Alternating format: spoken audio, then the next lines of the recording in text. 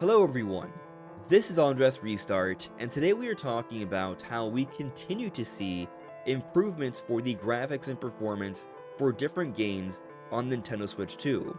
It appears that as time progresses, as we dive further and further into the generation of Switch 2, developers have more time with Switch 2, they have more time to become acquainted with the dev kits, newer dev kits get out there, they have more time to improve their ports or games as we get closer to release, or even improved versions of these games after release.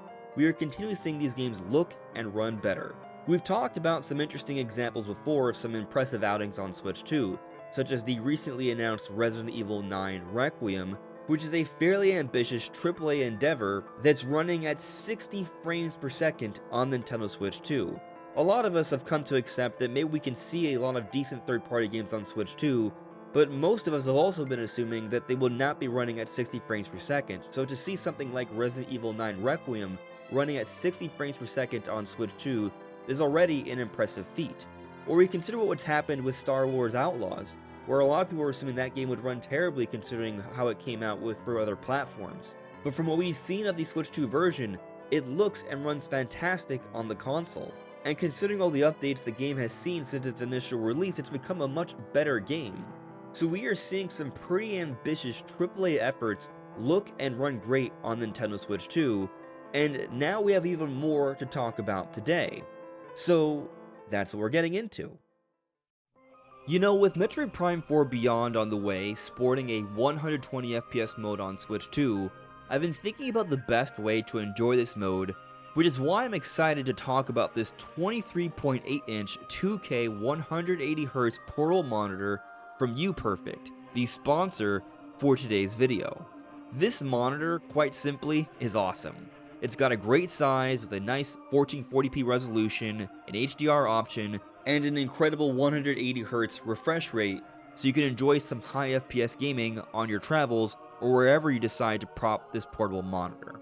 It's such an easy setup. You just plug in this adapter to an outlet with a USB-C connected, and then you have another USB-C and HDMI connection to plug in what device you would like to use on the screen, such as your phone, laptop, computer, streaming, or gaming console, like the Nintendo Switch 2.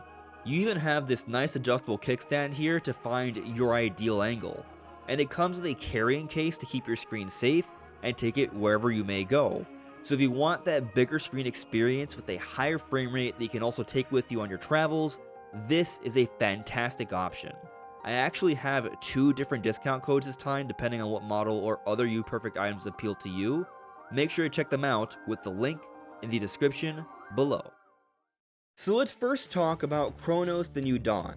This game came out for all platforms back in early September. This is a Team Bloober project, and a lot of us were excited to see that a fairly ambitious title, something that looks pretty good, was coming out day and date with the other platforms on Nintendo Switch 2.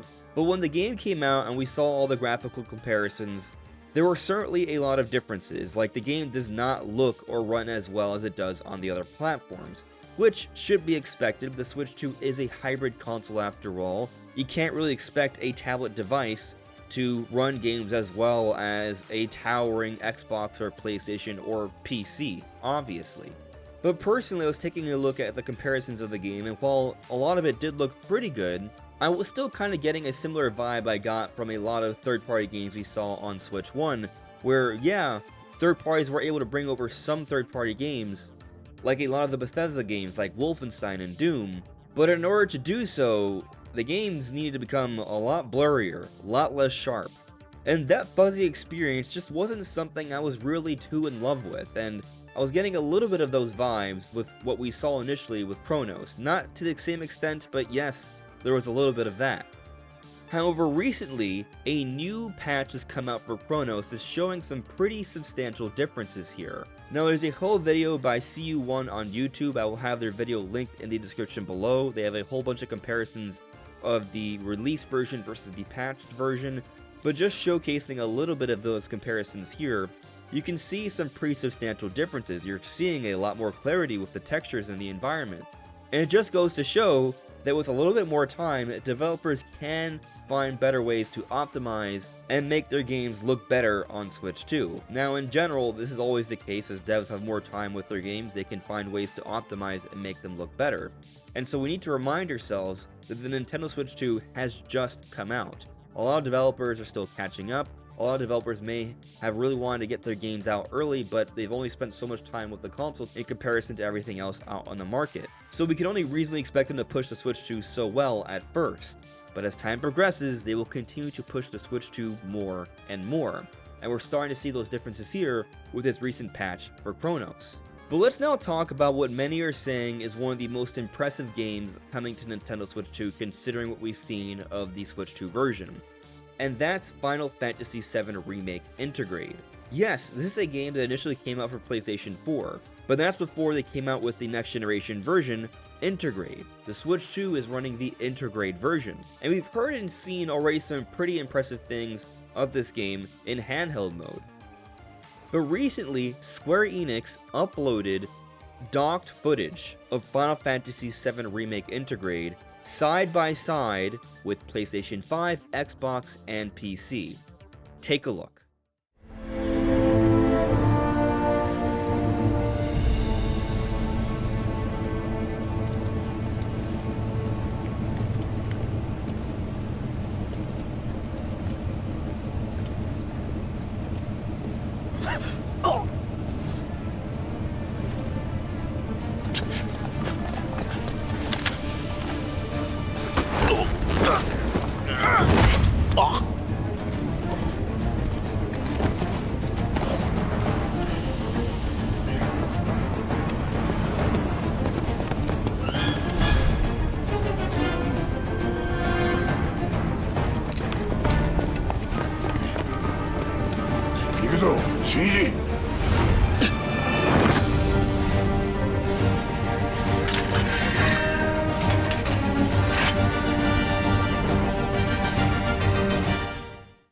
And as you can see from this footage here, it's very hard to be able to tell the difference between what we see of the Switch 2 version and the other versions. There may be a little bit more blur in the Switch 2 version, and the Switch 2 version doesn't run at 60 frames per second. But still, from what we've seen, it runs at a stable 30, and visually it holds up really well.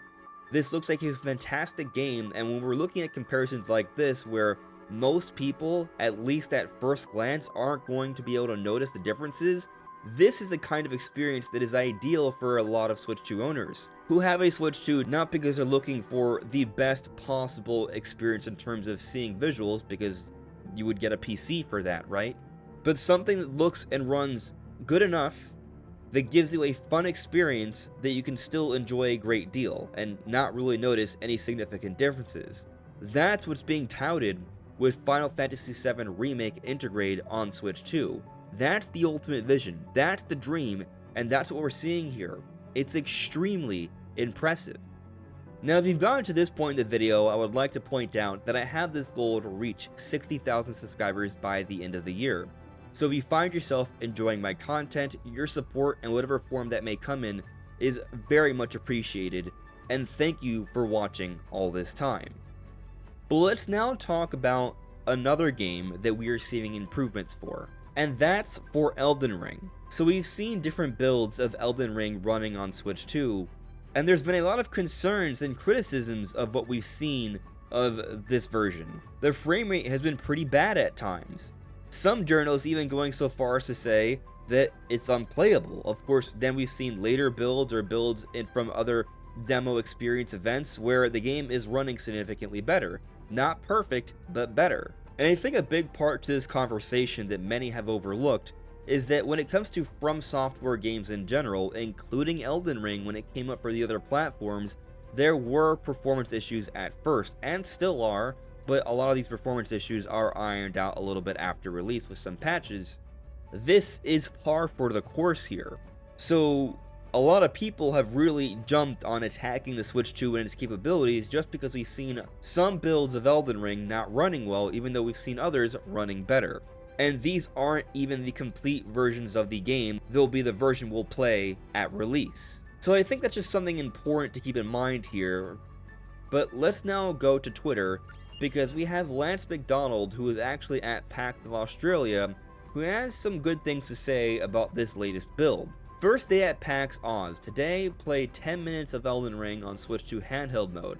It runs with PlayStation 4 Pro style graphics, so none of the modern graph system you can see on PC or PlayStation 5, but it's 30 FPS straight up, rather than PS4 Pro's uncapped frame rate. Video a bit later. And so here, a little bit later, Elden Ring on Switch 2 at PAX is much better than the Gamescom build. 1080p, 30 frames per second.